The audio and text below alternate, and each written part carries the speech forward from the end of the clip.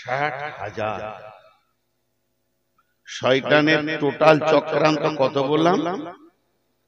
60,000। 60 3 20। আপনারা কি বলেন? 60 বলেন। বলেন, বুঝতে পারছেন তো? তো 12,000 ইবাদত না করিয়ে জাহান্নাম নিয়ে যাবে। ইবাদত করিস না। আর 48,000 ইবাদত করিয়ে জাহান্নামে নিয়ে যাবে। শিরক, বিদআত, বেলাইনে, উল্টা পাল্টি, ওইটাতে দিলচস্পি চলে আসবে, বুক থাবড়াবে, হাই হাসি করবে। এটা 48,000 ইবাদতের ভিতর দিয়ে। তার মানে কত ধোঁকায় ওকে রাখবে যে 48,000 চক্রান্ত ওর পেছনে ব্যবহার করবে যারা ইবাদত করে। এমনকি সহি সুন্নাহর উপরেও যারা ইবাদত করে তারাও চক্রান্তে পড়ে যাবে। খালি কানে আর ফুস করে বলে দেবে তোর মতো আমল করানোওয়ালা কে আছে। এটাও। আর 12,000 ইবাদত না করিয়ে নিয়ে যাবে। আর টোটাল 60,000 চক্রান্তকে শয়তান যে রোডে ব্যবহার করে, যে রোডে গাড়িগুলোকে চালায়, ওর বেঈমানি মানুষকে ধোঁকা দিয়ে জাহান্নাম নিয়ে যাওয়ার যে রোডে চালায়। কোরআনের একটা রোড আছে, সেটার নাম হচ্ছে সিরাতে মুস্তাকিম, সেটা জান্নাতে গেছে। আর শয়তানের রোডটার নাম আল্লাহ সূরা বাকারায় কি বলেছেন? والذين كفروا أولياءهم الطاغوت يخرجونهم من النور إلى الظلمات أولئك أصحاب النار هم فيها خالدون। শয়তান আলো থেকে টানবে, টেনে টেনে টেনে টেনে টেনে টেনে নিয়ে জমা করে নিজের আঁধারের রাস্তায় নিয়ে গিয়ে জাহান্নামে ফেলবে। ওর যে রোডে গাড়িটা চলে 60,000, তার টোটাল শয়তানের 7খানা রোড আছে। 7টা রোড আছে, একটা দুটা নাই। এই 7টা রোডের মধ্যে প্রধান হাই রোডের নাম হলো গাফলাত। গাফলাত, কাজা, রিয়া, তাড়াহুড়ো, আত্মতুষ্টি, অহংকার, তাকবীর। এই 7খানা জিনিস দেখিয়ে জাহান্নামে নিয়ে যাবে। এই 7টা হলো মারাত্মক জিনিস। গাফলাত, কাজা, রিয়া, তাড়াহুড়ো, আত্মতুষ্টি, অহংকার, তাকবীর। এই 5টা এত ভয়ানক জিনিস আল্লাহ তাবারাক ওয়া তাআলার রাসূল এই 7টা জিনিসের খন্ড খন্ড ভাবে বেঁচে থাকার কথা বলেছেন, এক জায়গায় নয়। অতএব তার হাই রোডের নাম হলো গাফলাত। প্রথমে সুস্তি এনে দেবে। আপনি 5 ওয়াক্তের নামাজি, তারপর আজান হয়ে গেল, বসে বসে গল্প করছি, এখনো তো জামাত হতে 15 মিনিট আছে। যখন তাকবীর পড়ে গেল, তখন আপনার মনটা বলবে আমিও নামাজ জানি, আমার সূরা ফাতিহা মুখস্থ আছে। সালাম ফিরা হয়ে গেল, জোহরের নামাজ ছিলা করতে করতে আসরের কাছাকাছি পৌঁছে গেল। গাফলতি থেকে উঠলো, উঠার পরে যদি উজু করছে, উজুতে আর মন বসছে না। এরপরে নামাজটা তাড়াহুড়ো তাড়াহুড়ো তাড়াহুড়ো চলছে, হুরুম দারুম করে সালাম ফিরলো। তারপরে মসজিদ থেকে যখন বের হবে, তখন সিনাকে উঁচু করে নিজেকে নামাজি মনে করে বের হবে। অথচ নামাজটা কবুল হয় নাই, এটা শয়তান বুঝতে দেবে না। আত্মতুষ্টিতে ভুগবে, দিলচস্পিতে ভুগবে, গায়ের মধ্যে আমি নামাজি, তোলার মধ্যে নামাজি। শুধু তাই নয়, এরপরে শয়তানকে তাকবীর দেখাবে। এটা হলো শেষ তীর, শেষ ছুরি মারবে। তোর কপালে থাকলে তুই জান্নাতে চলে যাবি। যথেষ্ট নামাজ তুই পড়ে নিয়েছিস, কেউ পড়ে না। আব্দুল খালেক পড়ে না, আব্দুল মালিক পড়ে না, সাত্তার পড়ে না, গাফফার পড়ে না, তুই তো নামাজ পড়লি। অতএব বন্ধুরে, গাফলাত এমন একটা কঠিন রোগ যার ভিতরে অলসতা ঢুকে গেছে। অলস মানুষকে জাহান্নামে নিয়ে যাবে। ক্যান্সার মানুষকে কবরে নিয়ে যায়, ক্যান্সার মানুষকে জাহান্নামে নিয়ে যায় না। ক্যান্সার মানুষকে জান্নাতে নিয়ে যায় না। ক্যান্সার মানুষকে দোজখে ঢোকায় না। ক্যান্সার মানুষকে বেহেশতে নিয়ে যায় না। ক্যান্সার কবরে পৌঁছিয়ে দেয়, আর অলসতা জাহান্নামকে পৌঁছিয়ে দেয়। অতএব ক্যান্সারকে ভয় করলে হবে না, বরং অলসতাকে ভয় করতে হবে। তাদের চা কান শেষ হয়েছে কি করে গো? কান তো কানই আছে। মা ডাকছে বেটা, কি মা? আব্বা ডাকছে, আব্বা ডাকছে জমিরুল রে। জি আব্বা। কান তো ঠিক আছে, দিলও ঠিক আছে, চোখও ঠিক আছে, আর আল্লাহ বলছে বলে নষ্ট হয়েছে। জি হয়েছে। কেমন করে বুঝবেন? কেমন করে বুঝবেন এগুলো নষ্ট হয়েছে? তাহলে ল্যাবরেটরিতে দিতে হবে। আমাদের মাওলানা হাসান সাহেব বাড়ি চলে গেলেন, হাল বাই আমার টাইম আর কতক্ষণ 20 মিনিট আচ্ছা আচ্ছা 11:30 ইনশাআল্লাহ ধৈর্য ধরে এই বস এবার একটা উদাহরণ দিই আমরা ঝগড়া লেগেছে আমি যদি বলি নিচে যেটি বসে আছে এটি গাধা তখন আপনারা আমাকে বলবেন তাহলে তুই কুত্তা রাগ একে উপরে ঝগড়া শুরু হয়ে গেল আমি যদি আপনার দিকে ইট ছুড়ি তো আপনি কেন আমাকে ফুল ছুড়বেন আপনি তো ইট ছুড়বেন আমি যদি আপনার দিকে কিচড় মারি তো আপনি তো আমার দিকেও কিচড় মারবেন না ভাই তো ঝগড়া করে লাভ নাই কোরআনের একটা আয়াত দিয়ে দিই তাহলে চোখ কানা ঠিক আছে না গেছে বুঝে নেবেন বিসমিল্লাহির রহমানির রহিম মাসালুল লাযীনা কাফারু কামাসালিল লাযীনা ইয়ানকু বিমা লা ইয়াসমাউ ইল্লা দুআআ ওয়া নিদাআ সুম্মুম বুকুমুন উমিয়ুন ফাহুম লা ইয়াকিলুন মাসালুল লাযীনা কাফারু কামাসালিল লাযীনা ইয়ানকু বিমা লা ইয়াসমাউ ইল্লা দুআআ ওয়া নিদাআ সুম্মুম বুকুমুন উমিয়ুন ফাহুম লা ইয়াকিলুন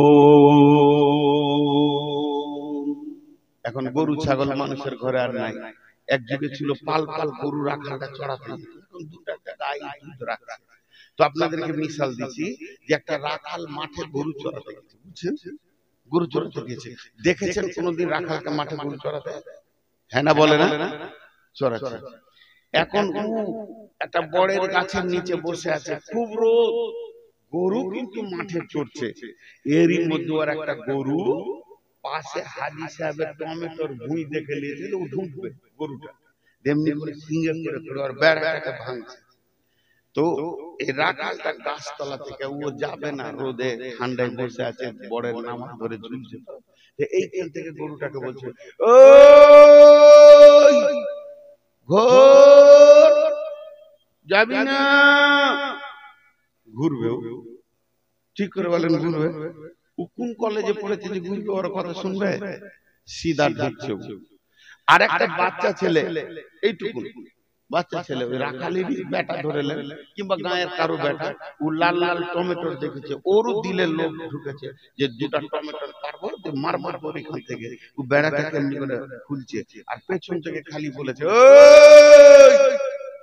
আর যাবে ঠিক করে বলেন যাবে আপনারা বলেন যাবে না হ্যাঁ একজনের ঢুকে গেল আল্লাহ বলছে এদের দুইজনের মিশাল কপি এরও কান আছে ওরও কান আছে এরো পা আছে ওরও পা আছে এরও চোখ আছে ওরও চোখ আছে এরও মাথা আছে ওরও মাথা আছে বাচ্চাটার দিল আছে গরুটার দিল আছে গরুটাও লোভে খেতে যাচ্ছিল আর বাচ্চাটাও লোভে চুরি করতে যাচ্ছিল কিন্তু পেছন থেকে যখন আওয়াজ গেল তখন বাচ্চাটা হাতটা গুটিয়ে নিয়ে সাধু সেজে গেল টুক টুক টুক টুক করে পালিয়ে এলো আব্বা ডেকেছে মালিক ডেকেছে জমির মালিক হুঙ্কার মেরেছে সে ফিরে চলে আসবে আর যেটা গরু হুড়মুড়িয়ে ঢুকে যাবে টমেটো নষ্ট করবে আল্লাহ তাবারক ওয়া তাআলা বলেন এদের দুজনের মধ্যে পার্থক্য কি একজনের ধাবন ক্ষমতা আছে আর একজনের ধাবন ক্ষমতা নাই একজনের বোঝার ক্ষমতা আছে এটা আমার মালিকের ডাক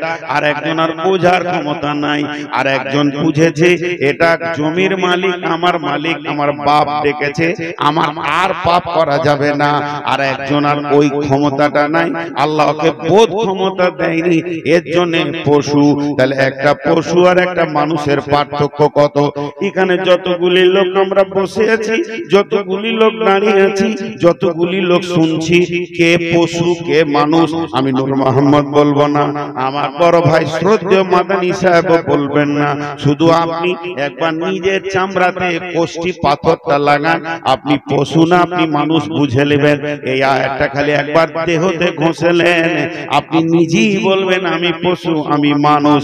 এখানে আপনার কিনা বাংলাতে আজান হচ্ছে, হাইয়া আলাস সালাহ, লাভাতে আজান, হালবায়দায় আজান।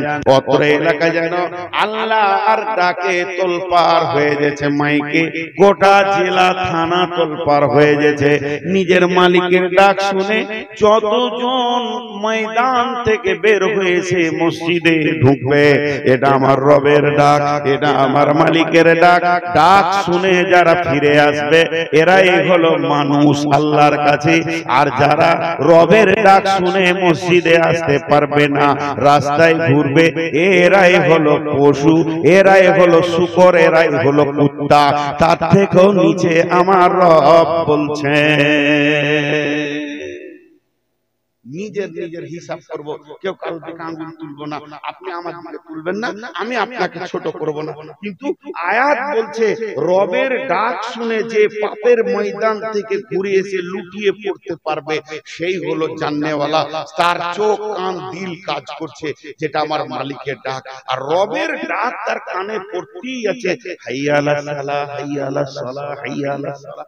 ওর কোনো চেতনা নাই, ঘুর ঘুর ঘুর ঘুর ঘুর ঘুর করে বেড়াচ্ছে। বলছে ওটা কুত্তার থেকে বুঝবে।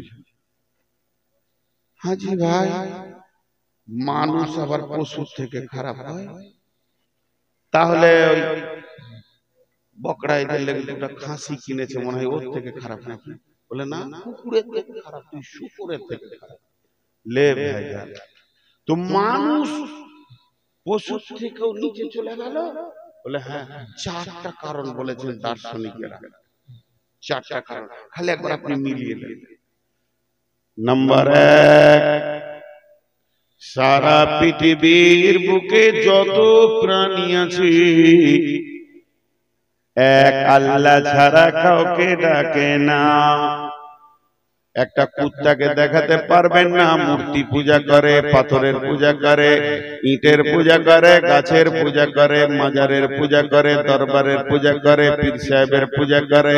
কুত্তা শুকর কোনদিন এক আল্লাহ ছাড়া কাউকে ডাকে না। কোরআন বলছেন বিসমিল্লাহির রহমানির রহিম, ইসাব্বিহু লিল্লাহি মা ফিস সামাওয়াতি ওয়া মা ফিল আরদিল মালিকিল কুদ্দুসিল আজিজিল হাকিম। আসমান এবং জমিনে যা কিছু রয়েছে একমাত্র আল্লাহকে ছাড়া কাউকে ডাকে না। হতভাগা মানুষকে পাবেন মূর্তির সামনে দাঁড়িয়ে আছে, হতভাগা মানুষকে পাবেন ইটের সামনে দাঁড়িয়ে আছে, হতভাগা মানুষকে পাবেন পাথরের সামনে দাঁড়িয়ে আছে। এরা সারা পৃথিবীর সমস্ত মূর্তি পূজাতে ব্যস্ত আছে, কিন্তু পৃথিবীর অন্য প্রাণী করে না। আপনারা একবার মুখ খুলেন সবাই। কাটিহারের লোকের জবানের দাম অনেক বেশি, মুখ খুলতে কম চাই। হাজি, ইট বা পাথর যদি কুত্তাতে দেখে তো কি করে? সিধা মারবে, ডাইরেক্ট মারে না? ইট আর পাথর যদি কুত্তাতে দেখে কি করে? মুতে। আর মানুষ আবার ওকে মাবুদ বলে। তাহলে ও যেখানে মুতে সে ওর মাবুদ, তাহলে তার দাম বেশি। কুকুরের দাম বেশি, ওর মুতার জায়গাটা মানুষের মামা। এর জন্য মানুষ পশুর থেকে খারাপ। নাম্বার দুই, পৃথিবীর যত প্রাণী আছে আল্লাহর দেওয়া আইনের উপরে তারা চলে। আল্লাহর দেওয়া আইনের বাইরে কেউ কদম রাখে না। সাপ, বিচ্ছু, ব্যাঙ, ইঁদুর, ছুঁচা, বাঁদর সবাই আল্লাহর আইনের উপরে চলে। কিন্তু হতভাগা মানুষ, এরা আল্লাহর আইন মানে না, নিজেরাই আইন তৈরি করে সংবিধান তৈরি করে, তারপরে তার উপরে শান্তি পেতে চায়। এটা কোনোদিন শান্তি থাকতে পারে না। রবের আইনের মধ্যে আছে শান্তি, রবের আইন মানতে চায় না। এরাই বলে আমি কংগ্রেস করি, আমি গান্ধীবাদ করি, আমি মার্ক্সবাদ করি, আমি অমুক মতবাদ করি। পৃথিবীর কোন প্রাণী করে না।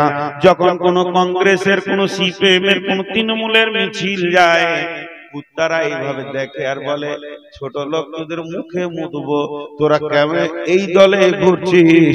একবার আল্লাহর আইনের আওতাভুক্ত কেন থাকিস না? নাম্বার তিন, পৃথিবীর যত প্রাণী আছে তারা কে কি খাবে কে বরাদ্দ করেছেন? আল্লাহ। আল্লাহ খাসিকে বলেছেন তুই ঘাস খাবি, পাত খাবি, শাক খাবি, ভাত মুড়ি খাবি। কুত্তাকে বলেছেন হাড্ডি খাবি, খবরদার তুই ঘাস খেতে যাবি না। এই খুঁটিতে একটা কুত্তা বেঁধে দেন, এই খুঁটিতে একটা খাসি বেঁধে দেন, ওকে আপনি পাত দেন, ঘাস দেন, খেয়ে নেবে। কুত্তাকে হাড্ডি দেন আর মাছ মাংস দেন, খেয়ে নেবে। কিন্তু যদি খাসিকে মাংস দিয়ে দেন কাঁচা কাঁচা, একটাও চাবাবে না, হাড্ডি চাবাবে না, যেহেতু আল্লাহ তাকে ওটা রুজি বরাদ্দ করেনি। কুত্তাকে যদি ঘাস আর বড়ের পাত আর কাঁঠালের পাত দেন, ও খাবে না, কারণ আল্লাহ ওর জন্য ও রুজি বরাদ্দ করেনি। সারা পৃথিবীর যত প্রাণী আছে সমস্ত আল্লাহর দেওয়া রুজির উপরে সন্তুষ্ট আছে, কিন্তু হতভাগা মানুষ একে বলেছে খবরদার হারাম খাবি না, সকাল বেলায় উঠে 2 বোতল মেরে দিয়েছে। আল্লাহর দেওয়া রুজিতে এরা সন্তুষ্ট লয়। এমন খাবার খায় ডান দিকে আর বাঁ দিকে টাল করে হাঁটে। কোন কুকুরকে দেখেছেন কাউ কাউ করে হাঁটে? ওর যদি বিমার হলো তা আলাদা কথা, কিন্তু খাবার খেয়ে ডান দিকে বাঁ দিকে হাঁটতে দেখেছেন? আর মানুষ এমন খাবার খায় ওর হুঁশি থাকে না। জি মাঝে এক কথা বলে নি, এক মাতাল, জি ভাই, এক মাতাল এক গাদা 2 বোতল খেলে ধরো হুঁশ নাই, যে বাড়ি ঢুকেছে। তো মাতালের বউ জানে যে ওর এখন হুঁশ নাই, ওকে যদি কিছু বলি তো মারবে, খামোকাই মার খায় মাতালের বউরা, কোনো দোষ নাই। কি করবে, ওদের নসিব খারাপ। তো মানে আসিয়ার মতো মানে বেঈমানের ঘরে ইমানদার মেয়ে, এই অবস্থা হয়ে যায়। তো আর ভয়ে কিছু বলছে না। তো মাতাল এবার ঘর ঢুকবে, তো চাবিটা এমনি করে পকেটে হাত দিচ্ছে, তালা মারা আছে, তো হাতটা এমনি করে ঢুকে চাবিটা নিয়ে আর ধরতে পারছে না, মানে ও তো টলছে, মাল খেয়েছে। তোর বউ তখন বলছে হাজি আমাকে চাবিটা দাও, আমি ঘরটা খুলে দিই। তো কি বলছে দেখেন, বউকে এক সিঁড়ি নামিয়ে দিচ্ছে, শালি বলছে। বউকে শালি বলা যাবে? শালি তো হারাম, বউ তো হালাল। তো বলছে শালি তুই ঘর খুলবি, আমি ঠিক আছে, ঘরটা হিলছে, তুই ঘর ধর। কি ভুল দেখছে। তখন ও মাতালের বউ ঘরটাকে ভয়ে ধরে আছে, না ধরলে তো মারবে, এমনি করে ধরে আছে। আর তালা খুলতে পারবে না, হুট করে সে এগনেতে পড়লো। আর মাতাল যদি একবার পড়ে যায়, ওর উঠতে অনেক সময় লাগে, তো ও আর উঠতে পারছে না। এরপরে কুত্তা নামে একটা প্রাণী আছে, দেখেছেন আপনারা? আরে কুত্তা দেখেননি? কুত্তারা ভালো গুণ কয়েকটা আছে, কয়েকটা ভালো গুণ আছে। তার মধ্যে একটা ভালো গুণ কি, যেখানে সেখানে কুত্তা পেশাব করে না। পেশাব করার আগে জায়গাটাকে এক্সামিন করবে, যেখানে মাল দেওয়া যাবে কিনা, এমনি শুনবে, শুনে দেখে না। এবার ওই একটা ওর ঘরে কুত্তা আসছে, কুত্তাটা এখন দৌড়ে বেড়াচ্ছে, ওকে পেশাব লেগেছে, কোথাও মাল ঢালবে খুঁজে পেতে না। ইটের কাছে গেল, পাথরের কাছে গেল, কাঠের কাছে গেল, খুঁটির কাছে গেল, ওর মন পোষাই না। যখন মাতালের মুখে নাকটা লাগিয়েছে, কুত্তা বলছে সুবহানাল্লাহ, এত দামি জায়গা কোনোদিন পাইনি, এই যা গন্ধ হচ্ছে, এখানেই আমার মালটা ঢালবো। ট্যাং তুলে সিধা ওর মুখে মারছি, ওর ঢক ঢক করে খেয়েছে। ওর বউ ঘর ধরে বলছে হতভাগা, এখন তুমি কুত্তার পেশাব পেয়েছো। ও তখন বলছে শালি চুপ করবি কি, বাজারে খেয়েছি পাখি মার্কা, এখন চলছে কুত্তা মার্কা, ম্যানুফ্যাকচার টু কাস্টমার। হ্যাঁ, যারা এখনো খাওয়া দাওয়া করেননি, ডেলিগেট বন্ধ হয়ে যাবে, যে খাওয়া দাওয়া করে নেন। একখানা যাবে না, তাহলে আমি বলবো কাকে? আমি বলবো কাকে? লোকটা বসাই